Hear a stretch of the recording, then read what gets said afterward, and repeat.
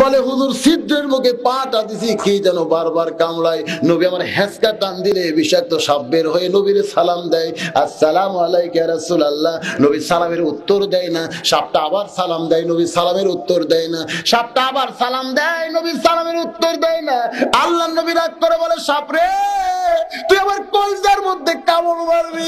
আর সাপ কামদার বলে, আল্লাহ আপনার হুকুমে কামড় মারলাম, কিন্তু পা তো টান দেয় না। আল্লাহ বলে, আবার কামড় মার। সঙ্গে সঙ্গে সাপটা আবার কামড় মারছে। হযরত আবু বকর কারেন্ট আইছে, বিষটা কলি যায়, চোখের পানি ছেড়ে বলে, সাপ রে তুই আবার কামড় মারলি। সাপ রে মরে যাব, কিন্তু আমার দয়ার নবী ঘুম পাড়তেছে, সেই নবীকে আমি ঘুম থেকে জাগাবার পারবো না। চোখের পানি পড়তেছে আর মনে মনে আবু বকর কান্দে।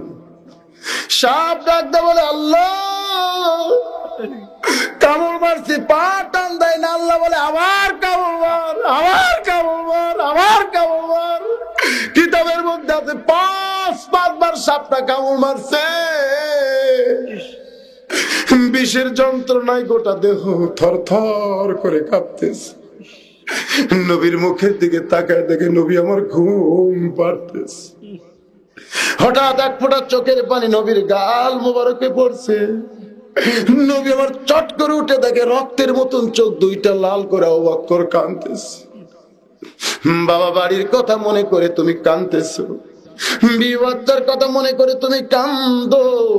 সঙ্গে সঙ্গে আবু বকর নবীর ডান হাতখানা টান দিয়া বুকের মধ্যে চাইবা ধরে, ইয়া রাসূলুল্লাহ যদি বিশ্বাস না হয় আমার বুক ছিঁড়ে কলজা বের করে আপনি দেখেন, আবু বকরের কলিজার ভিতরে আল্লাহ নবী ছাড়া আর কারো জায়গা নাই। তাহলে এমন করে কেন কাঁদতেছো জানতে চাই। আসসালামু আলাইকুম ওয়া রাহমাতুল্লাহি ওয়া বারাকাতুহু।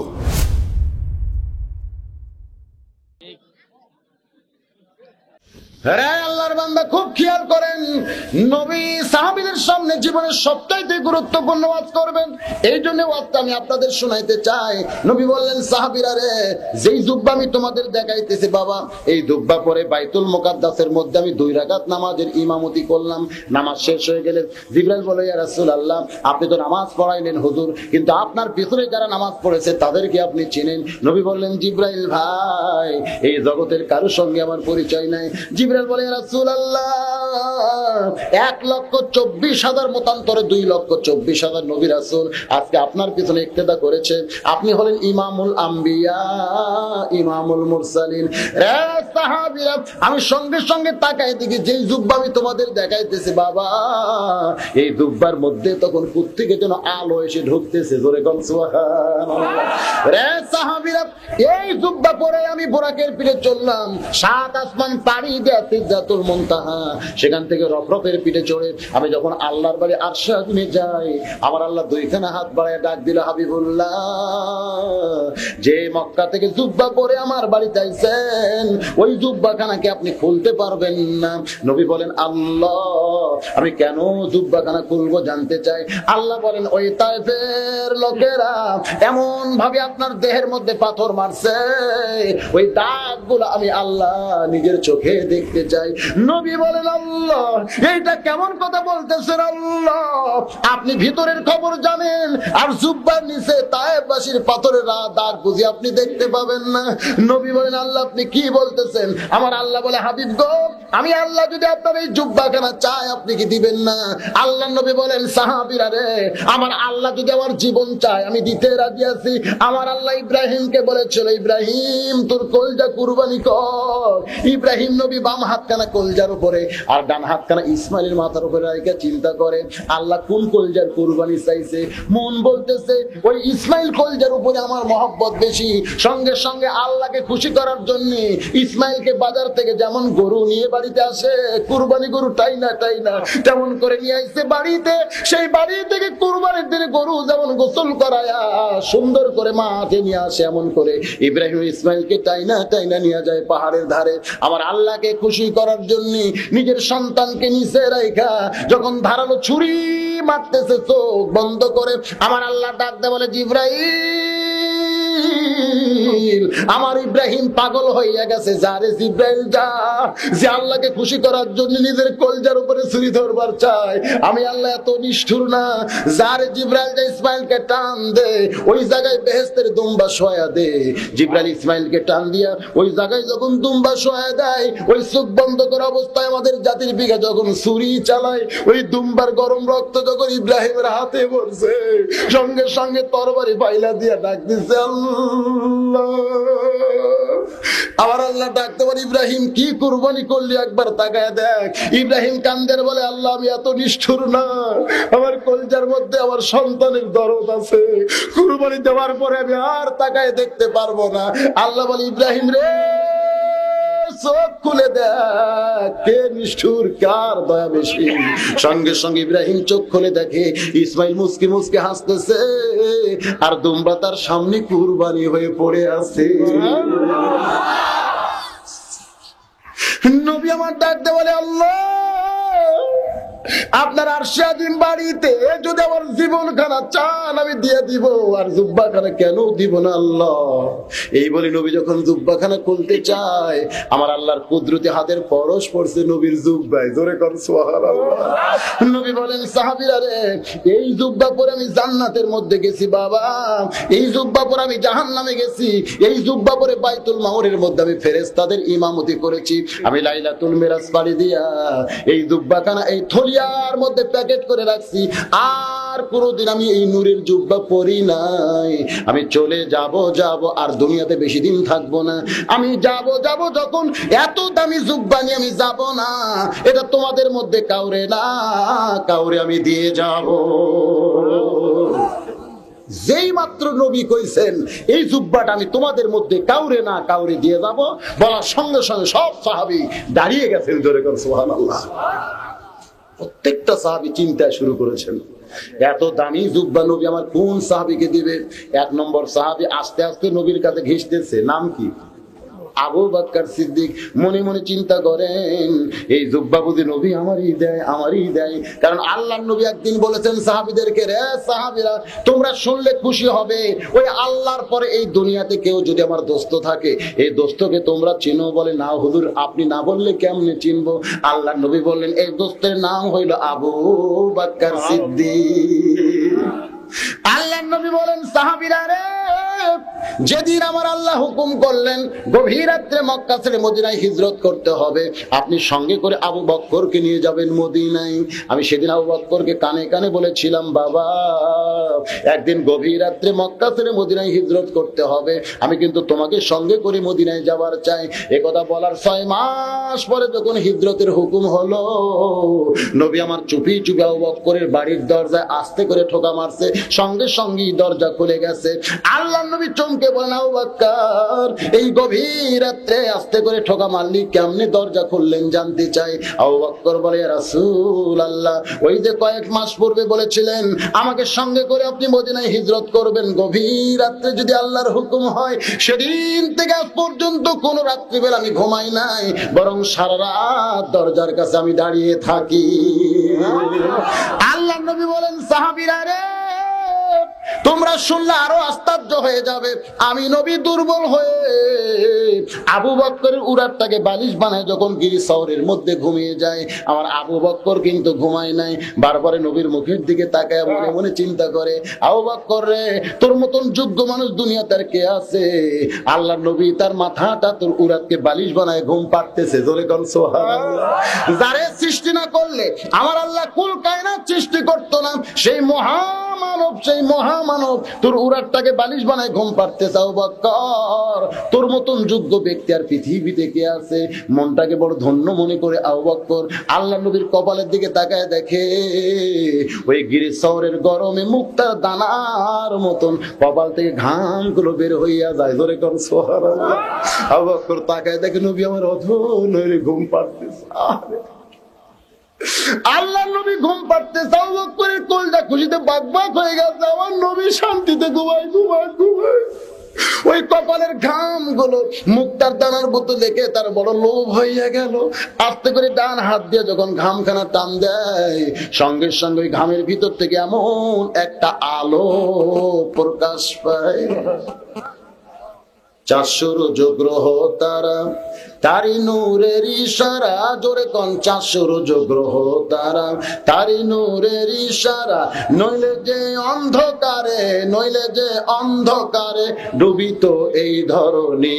জোরে বলেন নবী মোর পরশমণি, নবী মোর সোনার খনি, নবী নাম ভাবে যে জন সেই তো দোজাহানের ধনী। জোরে কোন সুবহানাল্লাহ। সঙ্গে সঙ্গে আবু বকর চমকে উঠে গর্তের চারিদিকে লক্ষ্য করে দেখে ছোট্ট একটা ছিদ্র দেখতে পায়। মনের মধ্যে বড় ভয় হয়েছে, ওই ছিদ্র দিয়ে কিছু বের হইয়া যদি আমার নবীরে কামড়ায়। গর্তের মধ্যে আছে কয়জন? ধরে কোন কয়জন? কিন্তু বারবার মনের মধ্যে সন্দেহ হয়, ওই ছিদ্র দিয়ে কিছু বের হইয়া যদি আমার নবীরে কামড়ায়। আহারে, দুই চোখ দাও বক্কর শুধু নবীকে দেখতে পাইয়া ওই বাম পাখানা ছিদ্রের মুখে লাগাই দিছে। আল্লাহ ডাক দিতে বিষাক্ত সাপকে, সাপ রে আর পাহাড়ি এলাকায় ঘুরিস না। এতদিন আমি জানতাম আমি আল্লাহ আমার দোস্তকে বেশি ভালোবাসি, কিন্তু আজকে আল্লাহর সঙ্গে পরীক্ষা করতে চাই আমার নবীর উম্মত। আজকে দেখতে চাই আমি আল্লাহ পরীক্ষা করে। আল্লাযী খালাকাল মাউতা ওয়াল হায়াতা লিয়াবলুয়াকুম আইয়ুকুম আহসানু আমালা। আমি আল্লাহ আমার দোস্ত নবীকে বেশি ভালোবাসি না নবীর সাহাবী আমার নবীকে বেশি ভালোবাসে। আজকে পরীক্ষা হবে আল্লাহর বান্দার মধ্যে নবী নিয়া। ধরে কোন কি নিয়া? কাকে নিয়ে পরীক্ষা হবে? আল্লাহ রাসূলকে নিয়ে আল্লাহর বান্দার মধ্যে পরীক্ষা হবে। আল্লাহ বলে বিষাক্ত সাপ হুকুম দিয়েছে, যা কামড় বসায় দে বিষটা নিয়ে। এবার বিষাক্ত সাপ পাহাড়ি এলাকা থেকে এসে ওই ছিদ্রের মুখে যে পা দেখতে পায়, বিষ নিয়ে যখন কামড় মারছে কারেন্ট শর্ট করার মতন সঙ্গে সঙ্গে বিষটা আইছে কলি যায়। আবু বকর মনে মনে কান্দে আর বলে, সাপ রে তুই আমারে কামড় দিলি, তুই মনে করছিস বিষের যন্ত্রণায় পা টান দিব, আমি মইরা যাব, কিন্তু পা টান দিয়ে আমার নবীকে কামড় মারার সুযোগ তোরে দিবই না। সাপ কান্দার বলে, আল্লাহ আপনার হুকুমে কামড় মারলাম, কিন্তু পা তো টান দেয় না। আল্লাহ বলে আবার কামড় মার। সঙ্গে সঙ্গে সাপটা আবার কামড় মারছে। হযরত আবু বকর কারেন্ট আইছে, বিষটা কলি যায়, চোখের পানি ছেড়ে বলে, সাপ রে তুই আবার কামড় মারলি, সাপ রে মরে যাব, কিন্তু আমার দয়ার নবী ঘুম পাড়তেছে, সেই নবীকে আমি ঘুম থেকে জাগাবার পারবো না। চোখের পানি পড়তেছে আর মনে মনে আবু বকর কান্দে। সাপ ডাকতে বলে, আল্লাহ কামড় মারছি, পা টান দেয় না। আল্লাহ বলে আবার কামড় মার, আবার কামড় মার, আবার কামড় মার। কিতাবের মধ্যে আছে 5বার সাপটা কামড় মারছে। বিষের যন্ত্রণায় গোটা দেহ থর থর করে কাঁপতেছে। নবীর মুখের দিকে তাকায় দেখে নবী আমার ঘুম পাড়তেছে। হঠাৎ এক ফোঁটা চোখের পানি নবীর গাল মোবারকে পড়ছে। নবী আমার চট করে উঠে দেখে রক্তের মতন চোখ দুইটা লাল করে আবু বকর কাঁদতেছে। বাবা বাড়ির কথা মনে করে তুমি কাঁদতেছো, বিবাচ্চার কথা মনে করে তুমি কান্দো। সঙ্গে সঙ্গে আবু বকর নবীর ডান হাতখানা টান দিয়া বুকের মধ্যে চাইবা ধরে, ইয়া রাসূলুল্লাহ যদি বিশ্বাস না হয় আমার বুক ছিঁড়ে কলজা বের করে আপনি দেখেন, আবু বকরের কলিজার ভিতরে আল্লাহ নবী ছাড়া আর কারো জায়গা নাই। তাহলে এমন করে কেন কাঁদতেছো জানতে চাই। বলে হুজুর ছিদ্রের মুখে পাটা দিছি, কি যেন বারবার কামড়ায়। নবী আমার হ্যাঁচকা টান দিলে বিষাক্ত সাপ বের হয়ে নবীর সালাম দেয়, আসসালামু আলাইকা ইয়া রাসূলুল্লাহ। নবী সালামের উত্তর দেয় না। সাপটা আবার সালাম দেয়, নবী সালামের উত্তর দেয় না। সাপটা আবার সালাম দেয়, নবী সালামের উত্তর দেয় না। আল্লাহ নবী রাগ করে বলে, সাপ রে তুই আমার কলজার মধ্যে কামড় মারবি আর আমার সালাম দিবি, তোর সালামের উত্তর আমি দিব না। সাপ কান্দের বলে, ইয়া রাসূলুল্লাহ দোষ তো আমার না, দোষ হলো আপনার আল্লাহর। আল্লাহ যদি কামড় দিবার কয় তাহলে আমি সাপ না কামড়ায় কি থাকতে পারি? সঙ্গে সঙ্গে আল্লাহর নবী ওই গিরি শহরের মধ্যে রাগ করে বলে, আল্লাহ যে আবু বকরকে সঙ্গে করে মদিনায় হিজরত করার হুকুম দিলেন, এই গর্তের মধ্যে সে আবু বকর মরে যাবে, এটাই কি আপনি চাইতেছেন? আল্লাহ ডাকতে বলে, হাবিব রে, আপনার 1 নম্বর ছাত্র পরীক্ষায় গোল্ডেন A+ পাইছে। মুখের থুতু মুবারক লাগায় দেন, 20টা পানি হয়ে যাবে। আর ঘোষণা করে দেন, কিয়ামত পর্যন্ত সমস্ত বান্দা বান্দি মিলে যত নেকি করবে, আর গিরিশরের আবু বকরের মহব্বতের নেকি যদি অন্য পাল্লায় দেওয়া হয়, সমস্ত উম্মতের নেকির চাইতে আবু বকরের নেকির ওজন আমি আল্লাহর কাছে বেশি হবে। সে আবু বকর মনে মনে চিন্তা করেন, জুব্বা বুঝি আমি পাই, জুব্বা বুঝি আমি পাই। আবু বকরের বাম পাশে একজন মাথা নিচু করে মনে মনে কাঁদতেছে, এই জুব্বা বুঝি আমি পাই, জুব্বা বুঝি আমি পাই। কারণ আল্লাহর নবী বলেছেন, আমার পরে এই দুনিয়াতে কেউ যদি নবী হতো লাকানা উমর, আল্লাহ উমরকেই নবী বানায় দিত। সাহাবীরা বললেন, ইয়া রাসূলুল্লাহ, আল্লাহ কোরআন শরীফের মধ্যে বলেছেন, মা কানা মুহাম্মাদুন আবা আহাদিম মির রিজালিকুম ওয়ালাকিন রাসূলুল্লাহি ওয়া খাতামান নাবিয়িন। আপনি হলেন শেষ নবী, আপনার পরে কোন নবী হবে না। কিন্তু আপনি কেমনে বলেন আমার পরে কেউ যদি নবী হতো? নবী বললেন, সাহাবীরা, নবুয়তের দরজা বন্ধ হয়েছে বলে আমার উমর নবী হওয়ার পারলো না। তবে তোমরা শুনলে আশ্চর্য হবে, নবী হওয়ার সব যোগ্যতায় আল্লাহ উমরের মধ্যে দান করেছে। জোরে সোরে গান সুবহানাল্লাহ। আমার আল্লাহ তাআলা হাসরের ময়দানে, আল্লাহ নবী বললেন, আমার আল্লাহ তাআলা হাসরের ময়দানে হযরত উমরকে নবীদের কাতারে দাঁড় করায় দিবে। যেই কাতারের প্রথম নবী থাকবে দাউদ আলাইহিস সালাম। জোরে কোন কোন নবী?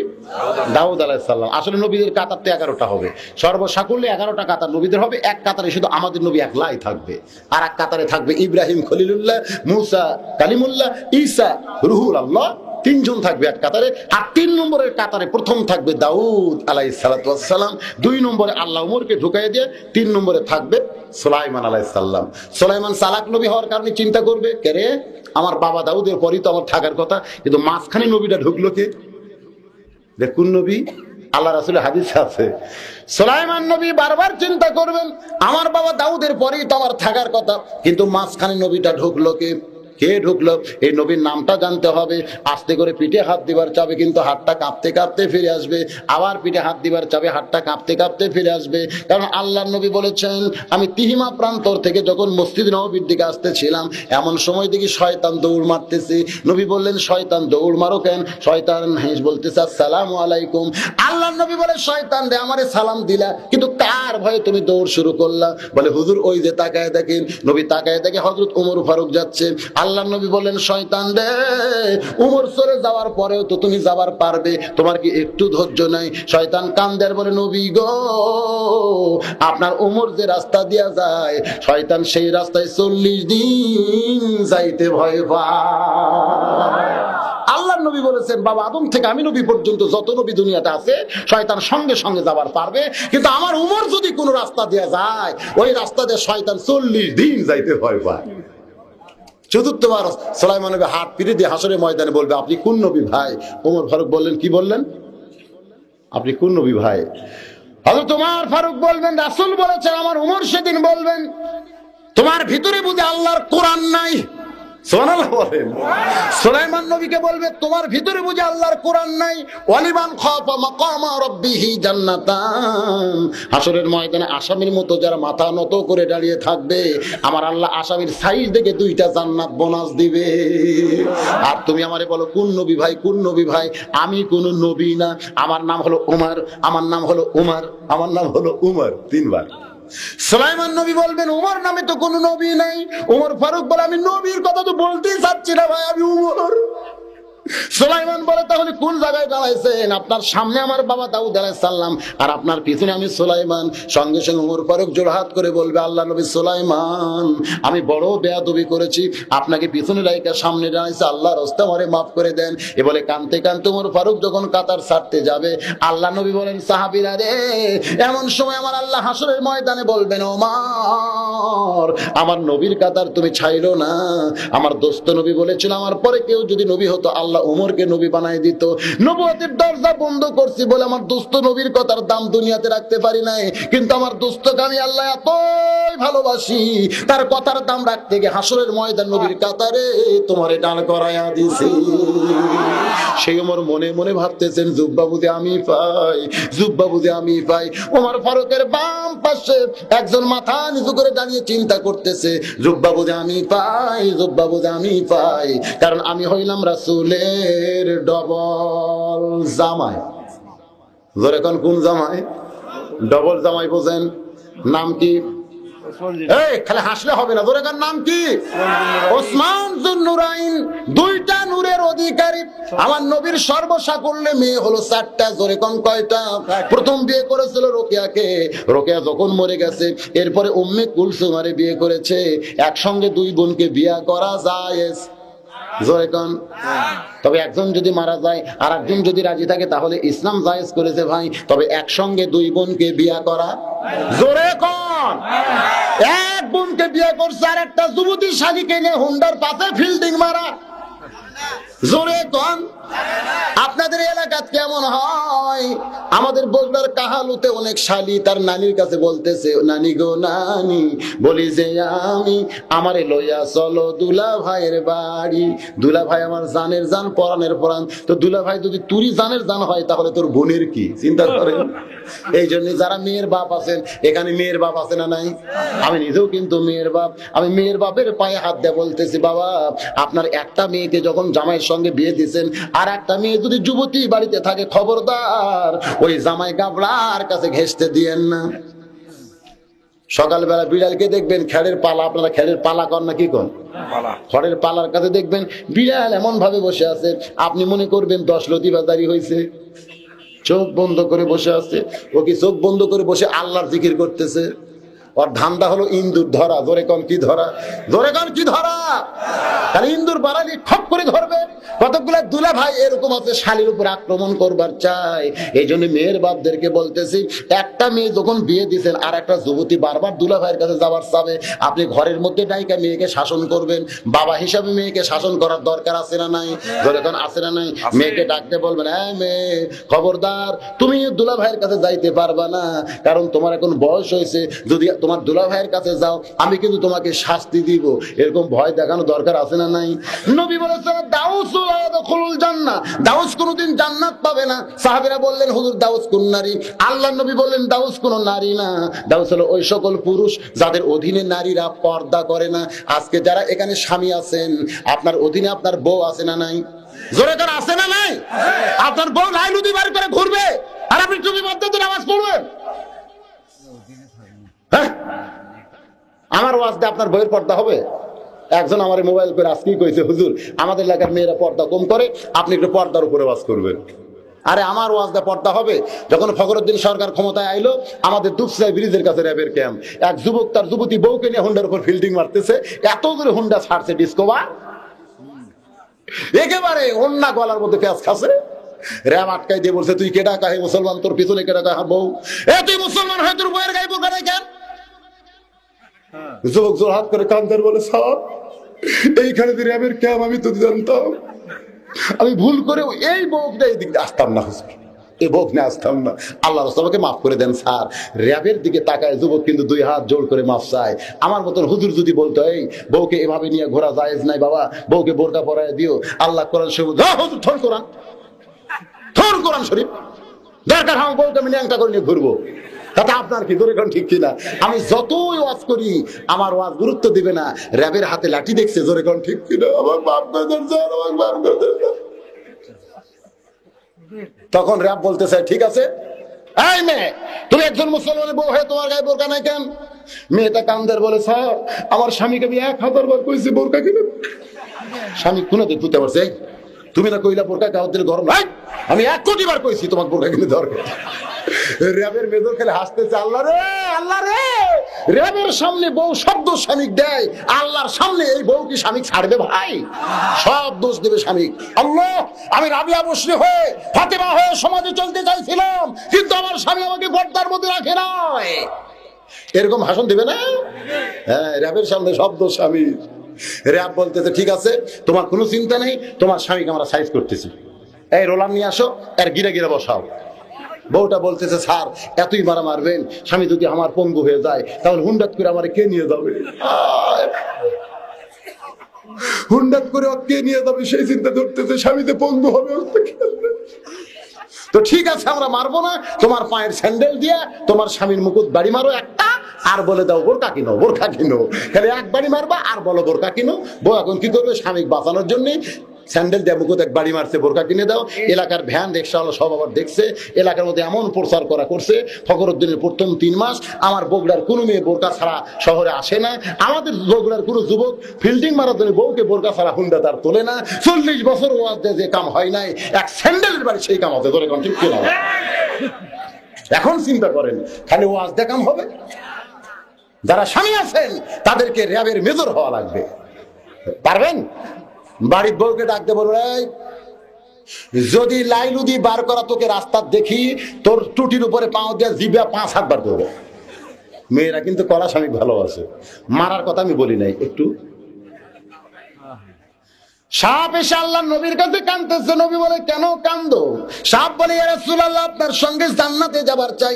নবী বললেন তোমার জান্নাতে যাওয়া কোনো দুশ্চিন্তা নাই, বরং তুমি একটা আমল করা লাগবে, পারবে বলো? সাপ বলে একটা কেন, 1000টা করবো। নবী বলেন 1000 লাগবে না, শুধু একটি আমল, তুমি কাউরে কামড় দিবা না। সাপ বলে ইয়া রাসূলুল্লাহ আপনার সঙ্গে জান্নাতে যাওয়ার আছে, আজ থেকে আর কাউরে কামড় দেব না। এই ওয়াদা করে সাপটা যখন চইলা যায়, সন্ধ্যার সময় একটা গমের জমির ধারে আলের ধারে সাপ ঘুম পাড়তেছে। ওই লোকটা দুপুর বেলায় গম কাটছে, কিন্তু রোদ বেশি হওয়ার কারণে নিয়ে যাবার পারে নাই। এখন সন্ধ্যার সময় গম আটি করে বাইরে নিয়ে যাবার চায়, কিন্তু জমিতে আইসা দেখে দড়ি আনে নাই। এত দূরে বাড়ি, এখন দড়ি আনতে কেমনে যায়? এখন খুঁজতেছে, কিন্তু পাই কি পাই না, পাই কি পাই না। খুঁজতে খুঁজতে সাপের উপরে হাত পড়ছে। সাপ যদি হইতো তাহলে কামড় মারতো। নবীর কাছে ওয়াদা করছে কামড় দিব না, এখন ওয়াদা রক্ষা করতে গিয়ে সাপটা কামড় দেয় না। ও মনে করতেছে এটা কলার গাছের ছোতর হবে। সন্ধ্যার অন্ধকারে সাপটাকে টানতেছে, কারণ গম তো বান্ধা লাগবে আটি করে, যদি শক্ত না হয় তাহলে বানলে ছেড়ে যাবে। এজন্য যখন টানে, সাপ কান্দার মনে মনে কয় নবীজি কি ওয়াদা করলো, জীবনে মধ্যে আবার চইলা যায়। এভাবে গম রাইকা তখন সাপকে রাইকা এরকম সমস্যা দিছে, কাল্লাটা ভাঙ্গে যায়। কান্দার পরে নবীজি কি ওয়াদা দিলাম, আজকে বুঝে আমার জীবন চইলা যায়। বাড়িতে গম নিয়ে যখন আটি খুলে ছোটর মনে করে সাপটা ফাইলা দিছে, ও কানতে কানতে নবীর দরবারে এসে বলে ইয়া রাসূলুল্লাহ। নবী বলে একদিনে কেন এমন অবস্থা? বলে ওয়াদা করছিলাম কামড়াবো না, দেখেন আমার সাইজ। কি হয়েছে রে? আমার ছোটর মনে করে টাকাটাই করতে, কামড়াবার পারলাম না, আমার মশলা দিয়ে ভাঙ্গা দিতে গান, আমি কামড়াবার পারলাম না। নবী বললেন সাপরে তোরে কামড় বলতে নিষেধ করছি, কামড় দিতে, কিন্তু ফসফস করতে তো নিষেধ করি নাই। আসলেই তো তাই, তোরা যখন কলার গাছের ছোটর মনে করে ধরছিল, তুই একবার যদি ফস করে একটা শব্দ করতিস, ও 80 মাইল বেগে দৌড়াইতো। ধরে কম ঠিক কিনা? আমি স্বামীদের বলতেছি বউকে মারবেন না, তবে ফসফস করতে তো নিষেধ নাই। ধরে কম ঠিক কিনা? একবার ধরলে তোর টুটি ছিড়বো, তোর জিব্বা 5 হাত বার করবো রে। এর নাম হলো ফোসফাস। জোরে বলে এর নাম ফোসফাস। একটু ফোসফাস করবেন, বউ ঠিক হবে। জোরে কোন ঠিক কিনা ভাই? ঠিক হবে না? ঠিক হবে, কারণ মেয়ে মানুষ 3টা জিনিস ভালোবাসে, তার মধ্যে একটা হলো কড়া স্বামী। জোরে কোন কি স্বামী? 2 মেয়ে গল্প করতেছে, 2 বউ গল্প করতেছে, তোরটা কেমন? তোরটা বলে আল্লাহ আমাকে একটা স্বামী দিছে রে, সেই রকম স্বামী, এদিক সেদিক হওয়ার বুদ্ধি নাই, আল্লাহ আমাকে একটা স্বামী দিছে সেই রকম। মানে স্বামী বুঝতেছেন না? সেই রকম স্বামী, এদিক সেদিক হলে আল্লাহ আমাকে একটা স্বামী দিছে। এখন ও বল তোরটা কেমন? আমারটা ভেড়া, আমি যা কইলাম তাই। তোরটা কেমন? বলে আমারটা ভেড়া, আমি যা বলি তাই। আমি বলছিলাম আমার শাড়ি আমি কিনবার চাই, আমার ভেড়া বলতেছে আমার তরফ থেকে কোনো আপত্তি নাই, আমি তোমার স্বাধীনতা দিয়ে দিলাম। আমি এমন ভেড়াকে বললাম তাহলে তুমি বাচ্চা কোলত নাও। আমার স্বামীর কোলে আমার 1.5 বছরের বাচ্চা দিয়া আমি ম্যাডাম হইয়া সামনে সামনে পিছন দিকে তাকায় দেখি ভেড়া আমার ছোট বাচ্চা কোলের মধ্যে নিয়ে বাবু তো তো বাবু তো তো বাবু তো তো বাবু করতেছে। বউরে সামনে দিয়া সন্তান কোলে নিয়া, ধরে কোন বউরে সামনে দিয়া সন্তান কোলে নিয়া বাবু তো তো করে যারা, এরা হলো মরদ নামের ভেড়া। তারা ধরে কোন কি তারা? এরকম ভেড়া আছে না? ধরে কোন আছে না? হ্যাঁ, আমার মা বোনের আজ বুঝতেছে ওয়াজ কারে কয়। কি ভাইজান, আল্লাহ কোরআন শরীফের মধ্যে বলেছেন ওয়া করনা ফি বুয়ুতিকুন্না ওয়া লা তাবাররাজনা তাবাররুজাল জাহিলিয়াতিল উলা। বাজান যে আলোচনা করতেছিলাম, ওসমান গনি মনে মনে ভাবতেছেন জুব্বা বুঝে আমি পাই, জুব্বা বুঝে আমি পাই, কারণ আমি হইলাম রাসূলের ডবল জামাই। ধরে কোন কি জামাই? ওসমান গনির কিন্তু আর একটা বিশাল ডিগ্রি আছে, এই ডিগ্রির নাম হলো গানি ডিগ্রি। ধরে কোন কি ডিগ্রি? গনি মানে কি? আপনারা তো বিরক্ত হচ্ছেন না? গনি মানে কি? আল্লাহু গানিয়ুন ওয়া আনতুমুল ফুকারা। আমার আল্লাহ কোরআন শরীফের মধ্যে বলেছেন আমি আল্লাহ হলাম ধনী, বাদ বাকি সবাই হইল ফকির। তাহলে ধনী কে আর আমরা কে? জোরে কন, আরো জোরে, জোরসে বলুন। আচ্ছা, ফকির জিনিসটাকে আমার কথা না আল্লাহর কথা? তাহলে আল্লাহর কথা যারা কোরআনের পক্ষে দুই হাত তুলছেন, এই আল্লাহর কথা জবান খুলে বলা যাবে না? আপনি চেয়ারম্যান সাহেব ফকির বলে বলবেন না? বলবো। এই তো চেয়ারম্যান হয়েছে, কি হয়েছে? তাও ফকির। জোরে জোরে, আল্লাহ যদি ধনী হয় আমরা কি? আরো জোরে। পুরুষগুলা যদি ফকির হয়, মেয়ে মানুষ কি? এই মেয়ে মানুষ কি? জোরসে বলুন, আরো জোরে। খালেদা জিয়া, শেখ হাসিনা, রওশন এরশাদ, সাহারা খাতুন, দীপুমণি, আসতে বলতেছেন, দীপুমণি, সাজেদা চৌধুরী। বুঝুক পাবলিক কি জিনিস। এই খবর যদি আজকে যায় ঢাকার বুকে, যে বগুড়া থেকে এক বক্তা এসে হাজার হাজার জনগণ নিয়ে বিরোধী নেত্রী ফকুন্নি, প্রধানমন্ত্রী ফকুন্নি, সব ফকুন্নি বানায় খেয়ে গেছে, আপনাদেরকে ধরবে না? র‍্যাব পাঠাই দিয়ে বলবে যাও আনন্দনগরের আনন্দ বাটি করে দাও। যারা প্রধানমন্ত্রী, বিলন্ত্রী এবং স্বরাষ্ট্রমন্ত্রী, পররাষ্ট্রমন্ত্রী ফকুন্নি কয়, তাদের সবাইকে অ্যাটাক করে নিয়ে আসো। আমি কিন্তু ধরার মধ্যে পড়বো না, কারণ আমি খালি নাম নিছি। আমি শুধু বলছি খালেদা জিয়া, আপনারা কইছেন ফকুন্নি, আমি কিন্তু বলি নাই। সাক্ষী এখানে দেখেন, অডিও ভিডিও হয়ে যাচ্ছে। আমি শুধু বলছি শেখ হাসিনা, আপনারা কইছেন ফকুন্নি। কারণ প্রধানমন্ত্রীর নাম ধরলে অসুবিধা আছে, ফকুন্নি করবেন কেন?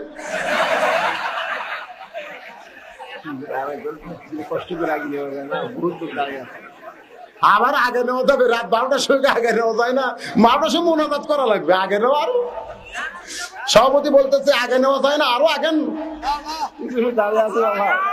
থাক, দাঁড়িয়ে থাক। বাদানকে একটু মনে করেন, এই খবর তো অবশ্যই যাবে, কারণ এখন ইন্টারনেটের যুগ। জোরে কোন ঠিক কিনা ভাই? এখানে যদি কেউ থাকে এরকম খবর দিবে যে প্রধানমন্ত্রী আপনাকে কিন্তু আজকে ফকুন্নি বানায় দিছে অমুক মাহফিলে, তাহলে আপনাদের অবস্থা ভালো না খারাপ? জোরে কোন, ভালো না খারাপ? প্রধানমন্ত্রী যদি এই খবর শুনতে পায়, তাহলে রাগ করবে না খুশি হবে? জোরে কম, রাগ করবে না, করবে না, করবে না। কারণ সারাদিন ভিক্ষা করে 200 চাল নিয়ে যখন বাড়িতে আসছে, ফকুনি রাগ করে বলতেছে স্বামী গো, সারা জীবন তোমার ভিক্ষা করতে জীবন যাবে। বলে তাহলে তুই কি আমারে চুরি করতে বলিস? বলে এমন একজন মানুষের দরজার কথা আপনাকে বলবো, সেই দরজাকে ভিতরে যাইয়ে যদি ভিক্ষা চাইতে পারেন, এমন ভিক্ষা দেওয়া দিবে, দিব না, আর ভিক্ষা করা লাগবে না। ফকির বলতেছে বিবি রে, সেই দরজা কোথায়? বলে বাদশাহ শাহজাহানের রাজ দরবারের দরজা, একবার যদি ভিতরে যাইতে পারেন, ভিক্ষা চাইলে আর জীবনে ভিক্ষা করা লাগবে না।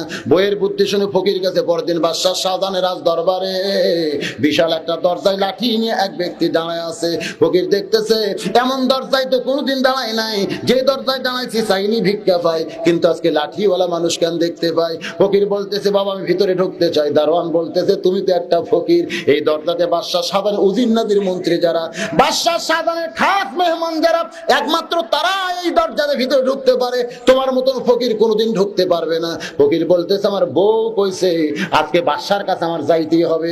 দারোয়ান বলতেছে তাহলে বইয়ের কথা শুনবা না, আমার দিকে তাকায় দেখবা, তাকায় দেখো তো তুমি আমার সঙ্গে কি পারবা? ফকির মনে মনে চিন্তা করে দারোয়ানের যে সাইজ, আবার যে শরীরের চেহারা, আমার তো ভাঙ্গাচুরা সাইজ, আবার বোনাস লাঠি। বোনাস কি? যদি পিটন শুরু করে বাঁচার বুদ্ধি নাই, কি করব কি করব। এমন সময় কে যেন বুদ্ধি দিছে, ওই বুদ্ধি ফকির দৌড়ে গিয়ে দারোয়ানের দুইটা পা খপ করে জাপটা ধরছে, এক ফোঁটা চোখের পানি দারোয়ানের পায়ে পড়ছে। দারোয়ান বলতে ফকির ভাই তুমিও যা আমিও তাই, সুবহানাল্লাহ। যেই দারোয়ানের এত মোশন, সেই দারোয়ান বলতেছে ফকির ভাই ভাই তুমিও যা আমিও তাই, তুমি ভিক্ষা করে খাও, আমি দরজা পাহারা দিয়ে খাই। ফকির বলতে তাহলে আমি একটু ভিতরে ঢুকতে চাই। দারোয়ান বলে তুমি আসলেই পাগল, আমি দরজা খুললেই তুমি ভিতরে ঢুকতে পারবা না, আরো 16টা দরজা আছে, প্রত্যেকটা দরজায় একটা করে দারোয়ান লাঠি নিয়ে দাঁড়ায় আছে, আমি ছাইরা দিলে পরের দরজার দারোয়ান তো তোমারে ছাড়বে না। ফকির বলতে তুমি শুধু ছাইরা দাও। এখন প্রথম দরজার দারোয়ান ঠাট্টার ছলে দরজা খুলে দিছে, ঠাট্টা বোঝেন না, মস্করায় দরজা খুলে দিছে। এই দরজা খোলা পাইয়া ফকির ভিতরে ঢুইকা থেকে 100 গজ দূরে আর একটা দরজায় দারোয়ান লাঠি নিয়ে দাঁড়ায় আছে। ফকিরকে দেখে লাঠি তুলে বলতেছে ফকির ঢুকলা কেমনে? ফকিরের মশান বাইরে গেছে, জোরে কান সুবহানাল্লাহ। যেই বলছে ফকির ঢুকলা কেমনে, ফকির বলতেছে কেমনে ঢুকলাম যদি জানবার চাও তাহলে প্রথম দরজার দারোয়ানের কাছে যাও। ও আমার পরিচয় পাইয়া কাঁপতে কাঁপতে দরজা খুলে দিছে। এখন তুমি দরজা খুলে রাখবা না বন্ধ করে রাখবা? দ্বিতীয় দরজার দারোয়ান মনে মনে চিন্তা করে আর যদি পরিচয় না থাকতো তাহলে প্রথম দরজার দারোয়ান তো দরজা খুলতো না, ও যখন খুইলা দিছে আমি খামাকা দরজা বন্ধ করে আমার চাকরি হারাবার পারবো? যখন খুইলা দিছে আমি খামাকা দরজা বন্ধ করে আমার চাকরি হারাবার পারবো? সিসিম ফাঁক।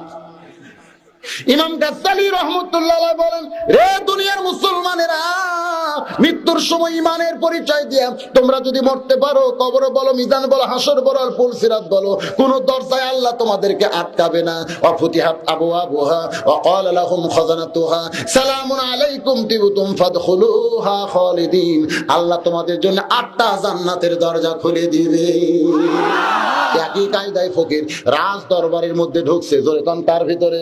রাজ দরবারের মধ্যে ঢুকে প্রধানমন্ত্রীকে তার ফকির কোনোদিন দেখে নাই। প্রধানমন্ত্রীকে বলতেছে এই মিয়া, এই মিয়া। প্রধানমন্ত্রী চমকে উঠছে, ইতিহাসে এভাবে আছে, এই মিয়া বাদশাহ সাদানকে দেখছো?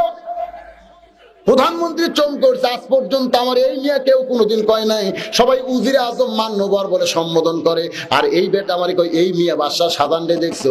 যে বাদশার নাম কেউ ধরে না, সম্রাট জাহাপানা হিসাবে সম্বোধন করে, আজকে বলতেছে এই মিয়া বাদশাহ সাদানরে দেখছো, বাদশাহ সাদানরে দেখছো। এবার প্রধানমন্ত্রী ভাবতেছে আর সাইজ ফকিরের মতন হলে এক ফকির মনে করলে কবিরা গুনাহ। জোরে কন কি গুনাহ? জোরে কন কি গুনাহ? কারণ এতগুলো দরজা পাড়ি দিয়ে যে রাজ দরবারের মধ্যে ঢুকছে তাকে ফকির মনে করলে কবিরা গুনাহ হবে, নিশ্চয় বাদশাহ সাধারণ আপন কেউ হতে পারে। এই মনে করে বলতেছে বাবাজি, এই মুহূর্তে বাদশাকে আপনি সিংহাসনে পাবেন না, ওই যে ছোট্ট ঘর দেখতেছেন এই ঘরের মধ্যে বাদশাহ নামদার ঢুকছে। এবার ফকির ওই ছোট্ট ঘরের দরজার কাছে আইসা দেখে দরজাখানা বন্ধ, একটা জানালার পাল্লা খোলা, ওই পাল্লাতে ভিতর দিকে তাকায় দেখে গোটা ঘরের মধ্যে শুধু একজন মানুষ আর কোনো মানুষ নাই। দুইখানা হাত তুলে কাঁদতেছে আর বলতেছে বাদশাহ, বাদশাহ তোমার দরবারে আমি ফকির বলে দু চোখ দিয়ে দর দর করে পানি পড়তেছে। ফকির মনে মনে চিন্তা করে এত দরজা পাড়ি দিয়ে আইলাম বাদশার কাছে, এই জানলা দিয়ে দেখতেছি বাদশাও যা আমিও তাই, বাদশাও যা আমিও তাই। আমি মানুষের কাছে কতদিন ভিক্ষা চাইছি, এরকম কান্দা কান্দা কোনোদিন ভিক্ষা চাই নাই, কিন্তু যে হারে বাদশাহ কাঁদতেছে আর বলতেছে ও বাদশার বাদশাহ তোমার দরজা আমি ফকির বলে দু চোখ দিয়ে দর দর করে পানি পড়তেছে। ফকির মনে মনে চিন্তা করে আইলাম বাদশার কাছে, আয়সা থেকে বাদশাহ নিজেই ফকির হয়ে কাঁদতেছে। যেখানে বাদশাহ ফকির হয় সেখানে আমার মতন ফকিরের পাওয়ার কিছু। এটা তো বিপদ।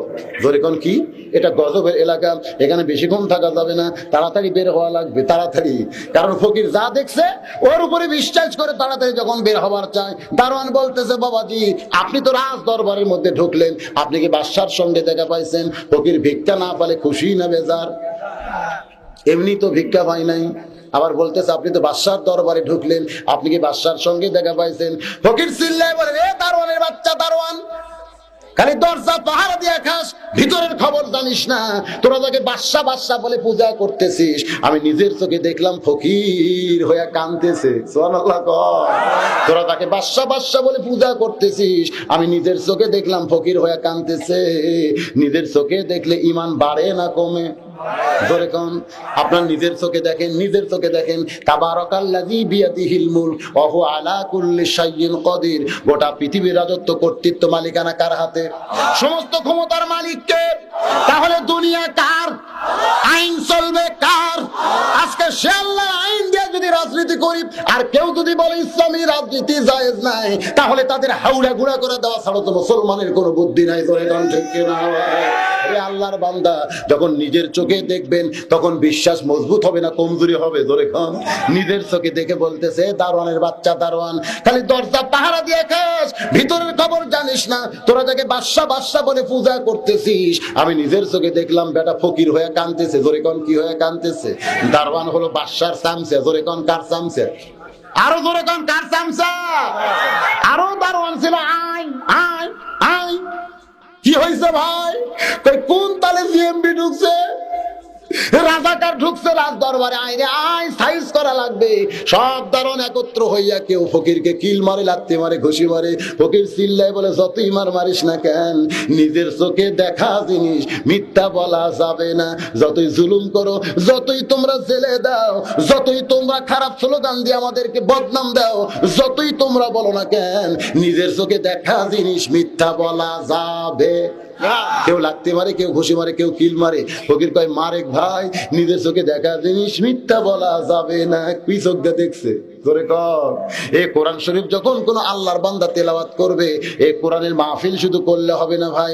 এই কোরআনকে বুঝে যখন আমল শুরু করে দিবে, তখন আল্লাহর দুনিয়াতে কার আইন চলবে? জোরে কর না কার? আজকে আইন চলতেছে কার? ওই চাপাত নবাবগঞ্জে মিষ্টি আমের বাগান আমাদের বগুড়াতে এক ব্যক্তি লাগাইছে। 3 বছর সার্কল দিয়া যখন বাগানে আম ধরছে, মনে তার কত আশা, আরে আমগুলো পাকলি বৌচল নিয়ে খাবো, বাজারে বিক্রি করব। আম ধরার পর থেকে ওষুধ টষুধ দিয়ে আম সাইজ করতে, আম যখন পাক ধরছে, একদিন বাগানে দেখতে গিয়ে দেখে সর্বনাশ, এক ছোট ছেলে গাছের ডালে চড়ে আম পাড়তেছে আর ব্যাগ ভরাচ্ছে। বাগানের মালিক মনে কষ্ট হবে না সুখ পাবে? রাগ করে বলতেছে, ছোট্ট ছেলে তুই আমার কাছে চড়ে আম পাড়তেছিস, আজ পর্যন্ত আমিও খাই নাই, আমার সওয়াল পাওয়া খাই নাই, আর তুই আমার কাছে চড়ে আম পাড়তেছিস কেন? কেন আম পাড়তেছিস? তোর বাপকে গিয়া বিচার দিব, তোর বাপকে গিয়া বিচার দিব। ছেলে খালি মুসকি মুসকি হাসে। বাগানের মালিক বলে হাসিস কেন? তোর বাপকে গিয়ে বিচার দিব।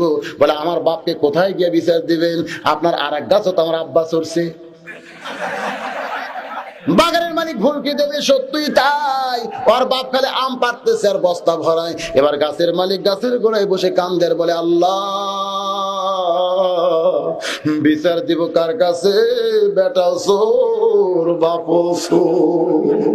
আজকে আমাদের বাংলাদেশের অবস্থা হয়েছে তাই। ধরে কোন ঠিক কিনা ভাই? আমাদের দুর্গপুর ইউনিয়ন এক মুরগি চোরাক ধরে বলতেছে সব মেম্বারের কাছে নিয়ে যাব, তোর আজকে সাইজ মতো বিচার হবে, চল তোকে মেম্বারের কাছে নিয়ে যাবো। মুরগি চোরা বোঝেন না? রাত্রে মুরগি চুরি করছে, ধরা পড়ছে, মেম্বারের কাছে নিয়ে যাচ্ছে। তোর খালি মুচকি মুচকি হাসতেছে। সবাই বলে হাসিস কেন? বলে আগে নিয়ে চলো। আরে পাগলা, মেম্বার তোর বিচার করবে, হাসিস কেন? বলে আগে নিয়ে চলো। রাস্তার মধ্যে বল হাসিস কেন? বলে আমিও যা মেম্বারও তাই। বলে কেমনে? বলে আমি মুরগি চুরি করি, মেম্বার চাঁদা খাই।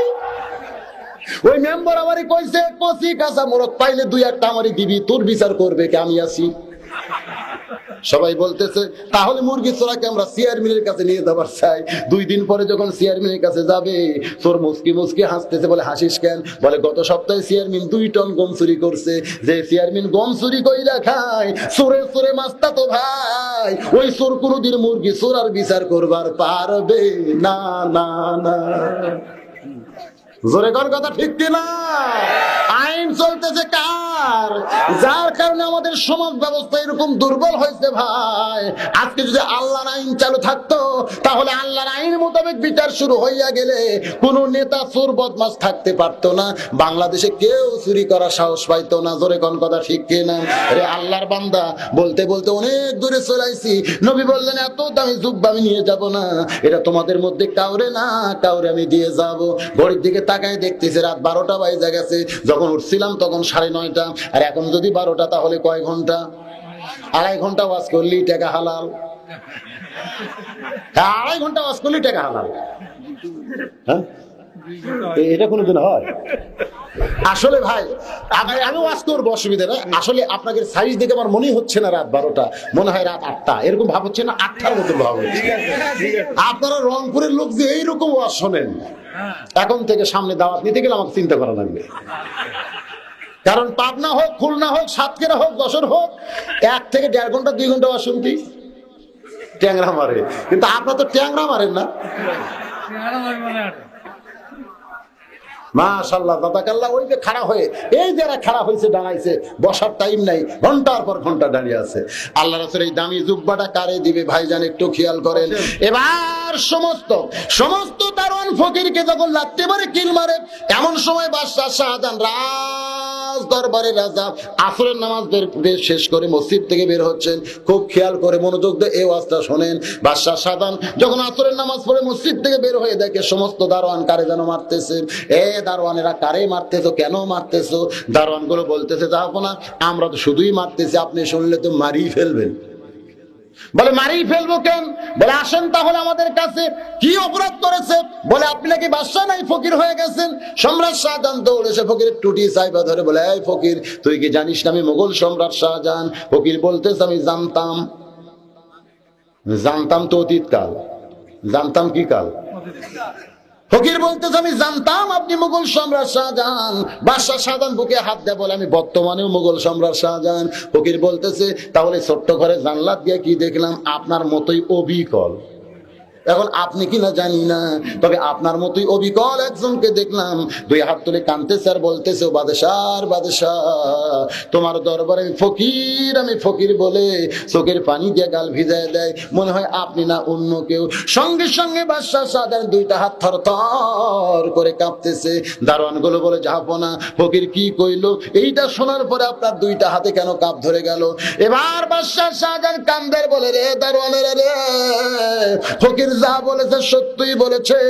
আসরের নামাজ পড়ার পর আমি যখন আল্লাহর দরবারে দুইখানা হাত তুলেছি, তখন আমি আর বাদশা নাই রে, আমি বাদশা নাই, আমি ফকির হয়ে অঝোর নয়নে কেঁদেছি।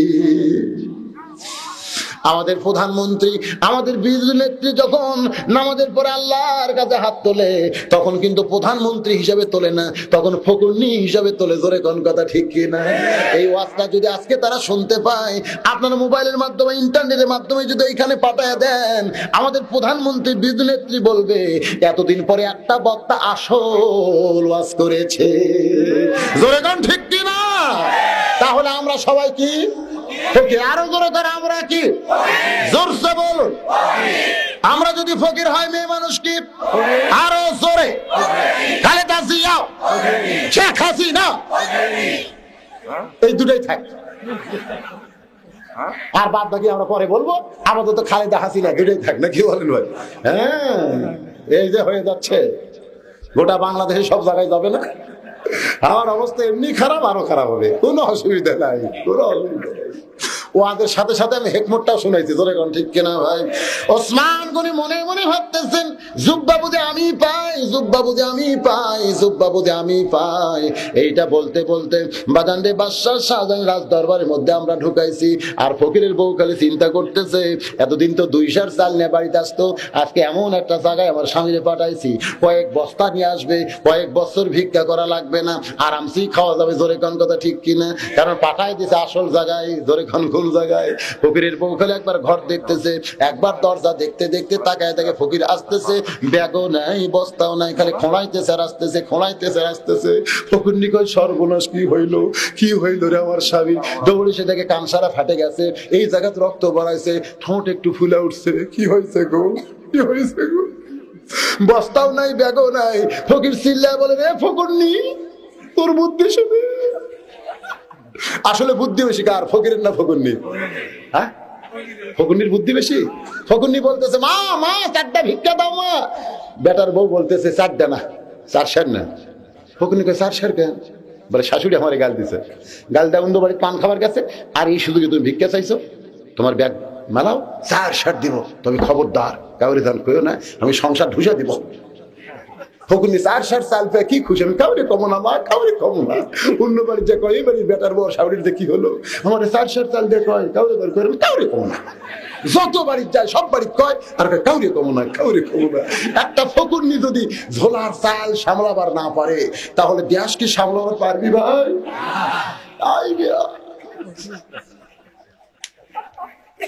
কি যে দোষ দিলাম ভাই, কি যে দোষ দিলাম ভাই। তাহলে বুদ্ধি বেশি কার? কার তোর বুদ্ধি শুনে গেছিলাম নকলের কাছে, তবে আসল বাদশার খবর পাইছি। সুবহানাল্লাহ কোন ফকুন্নি কয় মা পিটন খায়া মাথা নষ্ট, পিটন খায়া মাথা নষ্ট। নকলের কাছে গেলে কি আসল পাওয়া যায়? ফকির বলতে যে পাইছি রে, আর কোনো চিন্তা নাই। যদি ভিক্ষা করতে হয় বাদশা সাবান যার কাছে ভিক্ষা চাই, আজ থেকে আমিও তার কাছে ভিক্ষা করবো। জোরে কোন সুবহানাল্লাহ। এবার ঘরের মধ্যে এসে ফর্মুলা শিখছে। জোরে কোন কি শিখছে? নিয়ম শিখেছে। ফকির তার ভাঙ্গা ঘরের ভিতরে দুই হাত তুলে বলতেছে, ও বাদশাহ, শাহজাহানের বাদশাহ, বাদশাহ শাহজাহানকে ফকির বলে কানলে তুমি যদি মোগল রাজ্য তারে দিবার পারো, আমি মোগল রাজ্য চাই না গো আল্লাহ, আমি একটু বরকতের খাবার চাই, যেই খাবার পাইলে আর মানুষের দরজায় ভিক্ষা করা লাগবে না। ও দরদি আল্লাহ, তুমি কি আমার জন্য এইটা কবুল করতে পারবা না? চোখ দিয়ে যখন পানি দরদর করে পড়তেছে, আর ফকুন্নি সেখানে কুনার ঘুদা মারতেছে। ফকুন্নি কি মারতেছে? ভিক্ষা করবো যাও, ভিক্ষা করবো যাও। বোঝেন না? বউ যা করে ভিক্ষা করবো যাও, ভিক্ষা। আসলে ধৈর্য কমতো। তাছাড়া গন্ধম গাছের ফল খায়। আল্লাহ যেই কইছে ওরা তাকরাবা হাদিস সাদা ফাতাকুনা মিনাজ জালিমিন, ওই গাছের কাছে যাবে না। আদম আলাইহিস সালাম বলেন যাব না, যাব না, যাব না, কিন্তু হাওয়া কথা কয় না। আদম কয় কে রে হাওয়া, আল্লাহ নিষেধ করছে গাছের কাছে যাই। হাওয়া বলতে আপনিও যা আমিও তাই। এর মধ্যে একটা পেঁয়াজ আছে না নাই? এরা কিন্তু প্রথম থেকে শেষ পর্যন্ত পেঁয়াজ দেয়, খালি পেঁয়াজের মধ্যে থাকে, সবসময় পেঁয়াজের মধ্যে থাকে। মেয়ে মানুষকে নিষেধ করলে আকর্ষণ বাড়ে না কমে? আল্লাহ যেই কইছে যাইও না, আর তখন থেকে একটা আকর্ষণ। আপনি যদি খালি বলেন এটা গোপন কথা, কাউরে দান করিও না, যতক্ষণ না বলবে ভুটভুটি যাবে না। আপনার বউ একদিন বলে দেখবেন এটা অত্যন্ত গোপন কথা গো, এটা কাউরে কইও না। ও যতক্ষণ না বলবে বসবারই পারবে না, খালি ভুটভুট ভুটভুট ভুটভুট করবে। আর ওই বাড়ি যা বলবো আমার স্বামী নিষেধ করছে, এটা খবরদার কাউরে কোয়া চলবে না, খবরে কাউ যারে পাবে তারে তবে আর নিষেধ করবে, কাউরে ভাবে কইও না। এই জন্য রাসূল বলেছে একান্ত গোপন কথা নিজের বউকেও কোনোদিন বলবা না, কারণ সবসময় বউয়ের সাথে স্বামীর সম্পর্ক ভালো যায় না। হঠাৎ যদি কোনোদিন খারাপ হয়, সব ভূমি করে বার করে তোমার দরকার হলে জেলের মধ্যে ঢুকায় ছাড়বে। জোরে কোন ঠিক কিনা ভাই? আর প্রত্যেকটা উপজেলায় তো নারী নির্যাতন কেন্দ্র আছে। কি কোন আছে না নাই? নাই? আপনাদের উপজেলায় নাই? কেউ যদি বউকে একটু কিছু বলে, আর বউটা যদি অভিযোগ করে যে স্বামী আমাকে হত্যা করতে চায়, সঙ্গে সঙ্গে পুরুষের হাতে বেড়ি রাখবে। ধরে কারণ ঠিক কিনা ভাই? আর পুরুষ কেন্দে কেন্দে যদি বলে আমার স্বামী আমাকে দেখবো, আমার বউ আমাকে দেখতে পারে না, তোর কান্দা কে দেখবে? বলে দা। ধরে কারণ ঠিক কিনা? আমার এলাকার এক স্বামী সুন্দর করে তার বউ ডাকতেছে, সুন্দর করে, জোবাইদা জোবাইদা। কে নির্যাতন করছে? স্বামী না বউ? ধরে কোন কে করছে? সর্বপ্রথম নির্যাতন করেছে মা হাওয়া আদমকে। নিজে দন্দন্ত খাইছে, আবার শরবত বানায়া আমার আদি পিতা আদমকে খাওয়াইছে। ধরে কোন ঠিক কিনা? যে হাওয়ার মুস্কি হাসি মুখে দেখতে পাই, আদম বললেন হাওয়া এমন করে হাসতেছে কেন জানতে চাই। বলে গন্ধম ফল খাওয়ার চাইছিলাম, আপনি দৌড়ানোর কারণে যখন খাওয়াতে পারলাম না, তখন কে যেন আমারে কইল শরবতের মধ্যে মিশায়া খাওয়া। এই মুহূর্তে শরবত খাওয়াই দিলাম, সঙ্গে সঙ্গে আমার আদি পিতা আদম মুখের মধ্যে হাত ঢুকাইয়া দিলেন, যা রক্ত ছিল সব বের করে চোখের পানি বের করে বললেন হাওয়া রে, তুই আমার সর্বনাশ করলি রে, তুই আমার সর্বনাশ করলি রে। সর্বপ্রথম নারী পুরুষকে নির্যাতন করেছে, কিয়ামত পর্যন্ত নারী পুরুষকে নির্যাতন করবে। ঠিক কিনা? পুরুষের ঠেকাও পড়ে নাই কোনদিন পুরুষ নারীকে নির্যাতন করে। আজকে আমার বউ আমার মায়ের বিরুদ্ধে কয়, আমার কাছে যখন রাত্রে শোয় তখন আমার বউ আমার মায়ের বিরুদ্ধে কয় তোমার মা ভালো না, তোমার মা ভালো না। আমার মাও যখন আমার বাপের কাছে শোয় তখন আমার বাপকে বলে তোমার বেটার বউ ভালো না, তোমার বেটার বউ ভালো না। আমার বাপও কোনোদিন কয় না, আমিও কোনোদিন কই না। জোরে জোরে কথা ঠিক কিনা? খালি দোষ সব পুরুষ মানুষের। এই মেয়ে মানুষ প্রধানমন্ত্রী বানাই না তো আমাকে দোষ দিবেই। মরদ প্রেসিডেন্ট বানান, আর এই অবস্থা হবে না। ধরে কোন ঠিক কিনা? দুই মেয়ের পরে আমার এক চাকরি, দুই মেয়ের পরে এক ছেলে পাইছে। দুই মেয়ের পরে দেখেন মা মেয়ে দয়া করবে না ছেলে দয়া করবে। দুই মেয়ের পর এক ছেলে পাইছে, বাবু খালি চোটো বাবু চোটো বাবু চোটো। মেয়ে কান্দে মা আমার বাবু যতক্ষণ না ঘুম আসবে ততক্ষণ তোরা খাবার পাবি না। হায় হায় হায় হায়। বাপ যখন বাড়ির মধ্যে ঢুকছে, কেন আমার মা কান্দে কেন, আমার মা কান্দে কেন, খাবার চাই, দৌড়ে গিয়ে মেয়ে কোলে নিছে, মা চলো মা খাওয়ায়। কিন্তু মা কি কইছে, বাবু না ঘুমান পর্যন্ত তোদের খাবার দেওয়া হবে না। তাহলে মেয়েদেরকে নির্যাতন করে কে? কে নির্যাতন করে? মেয়েরাই মেয়েদের শত্রু। ধরে দেন ঠিক কিনা? এক পুরুষও মেয়েদের শত্রু না, হয় শাশুড়ি না হয় বেটার বউ। বেটা নষ্ট করতেছে বেটার বউ, শ্বশুর নষ্ট করতেছে শাশুড়ি, ধরে কোন ঠিক কিনা? আর দোষ সব দোষ পুরুষের। আজ থেকে পুরুষের দোষ এই মাহফিলে মুলতবি ঘোষণা করা হলো। আমরা মরদ মানুষ ভাই, আমাদের পক্ষে আল্লাহ ছাড়া কেউ নাই। বুঝতেছেন না? হ্যাঁ, এই খবরটা আগামীকাল সবার কাছে বলে দিবেন যে মেয়েরাই প্রথম আদমকে নির্যাতন করেছে, কিয়ামত পর্যন্ত মেয়েরাই পুরুষকে নির্যাতন করে। আমি কি ভুল বলছি ভাই? এবার চলে আসে আলোচনায়। আল্লাহ নবী বললেন, সাহাবীরা এত দামি জুব্বা নিয়ে আমি যাব না, এটা তোমাদের মধ্যে কাউরে না কাউরে দিয়ে যাব। বাজান, এই জুব্বাখানা নবী কোন সাহাবীকে দিবেন এইটা শোনার জন্য আমরা আগ্রহে বসে আছি। হযরত ওসমানের ডান ধারে একজন মুহাক্কিক সাহাবী মাথা নিচু করে কাঁদতেছে আর বলতেছে, জুব্বা বুদে আমি পাবো, জুব্বা বুদে আমি পাবো। এই সাহাবীর নাম হলো হযরত আলী। জোরে বলেন সাহাবীর নামটা কি? আরো জোরে বলেন সাহাবীর নামটা কি? হযরত আলী মনে মনে কান্দে আর কয়, জুব্বা তো আমি পাবো, জুব্বা তো আমি পাবো। এই আবার কি হয়েছে রে? শেষ করে দিই না, বলতে থাকেন।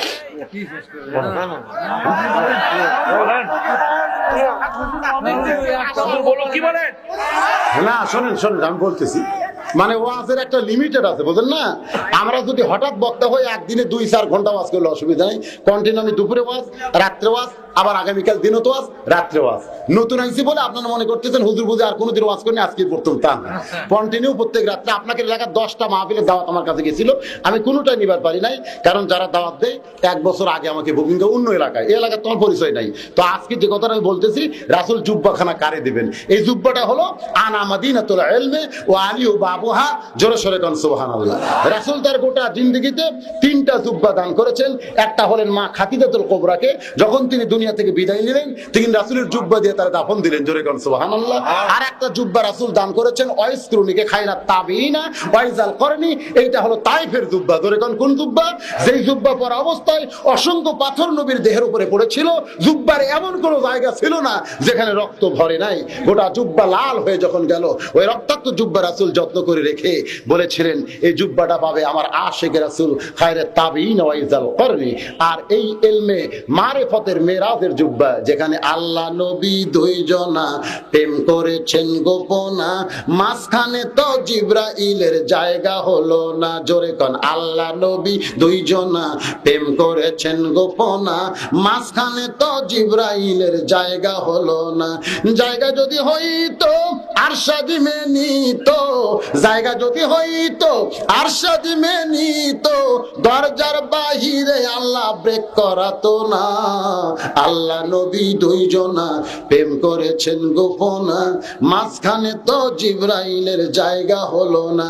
এই কোরআন শরীফ আল্লাহ জানে, জিবরাইল জানে, তারপরে নবীর কাছে নিয়ে আইছে। তাহলে এখানে কয়জন? আল্লাহ, জিবরাইল, নবী। কিন্তু লাইলাতুল মিরাজে শুধু লা ইলাহা ইল্লাল্লাহ মুহাম্মদ রাসূলুল্লাহর কাছে এইখানে কোনো জিবরাইল ছিল না। ধরে কোন কথা ঠিক কিনা? এই ইলমে মারিফত, ইলমে লাদুন্নি আমার রাসূল 30 পারা কোরআন হেফজ করার পরে যেরকম মাদ্রাসায় হাফেজের মাথায় পাগড়ি পরায় দেয়, আল্লাহর নবী এই লাইলাতুল মিরাজের জুব্বাখানা হযরত আলীকে নিজের হাতে পরায় দিয়ে বললেন, আনা মাদিনাতুল ইলমি ওয়া আলী বাবুহা। আমি হচ্ছে ইলমের ঘর, আলী হচ্ছে তার দরওয়াজা। জোরে সরে বলেন সুবহানাল্লাহ। আল্লাহ যদি তৌফিক দেয় আমরা সামনে আলোচনা করব। ফজরের নামাজ আমাদের সামনে আছে, ওয়াজ শুনবো, নামাজ পড়বো না। আর তারিখ পরিবর্তন পর্যন্ত আপনারা ওয়াজও শুনবেন না, কারণ যেই দিনের বিজ্ঞাপন 12টার পরে তারিখ পরিবর্তন হয়ে যায়। ধরে কোন ঠিক কিনা ভাই? এখন কিন্তু যেই তারিখে আজকের মাহফিল সেই তারিখ আর নাই। আমি যখন উঠছি তখন থেকে 2 ঘন্টা 50 মিনিট হয়েছে, বাকি 10 মিনিট দোয়ার জন্য আপাতত রাখা হলো। এই মুহূর্তে সবাই ইস্তেগফার পড়েন। যখন বসেন, পিছনে যারা আছেন বসেন, সবাই আল্লাহর রাস্তায় বসেন। আস্তাগফিরুল্লাহ রাব্বি মিন কুল্লি জামবি ওয়া তুবু ইলাইহি। সকলে বসেন, সকলে বসেন। এই ছোট ছোট বাচ্চারা বসো, সবাই বসো বাবা। এই দোয়াটা হলো মগজ, দোয়াটা হলো মাথা। ধরে কোন দোয়াটা কি? এই মাথার দাম আছে না নাই?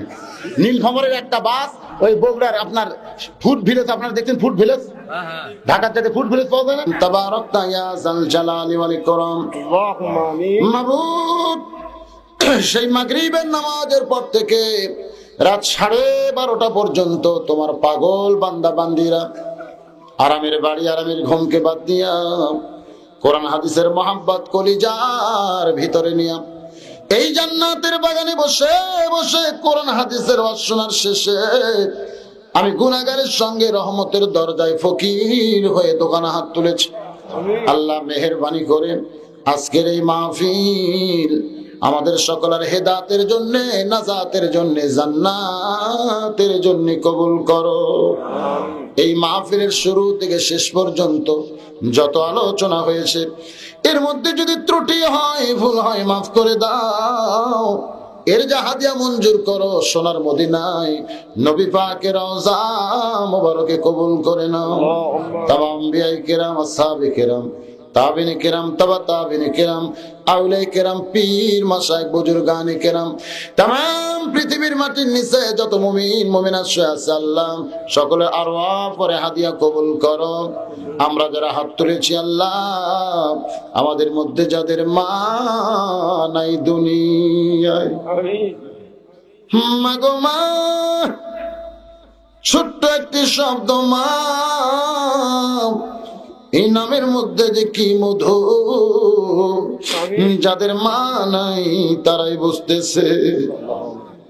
মায়ের এক ফোঁটা দুধের দাম কাটিলে গায়েরই চাম, পায়ের জুতা বানাইলেও ঋণের শোধ হবে না, এমন দরদি হবে কেউ হবে না আমার মা গো।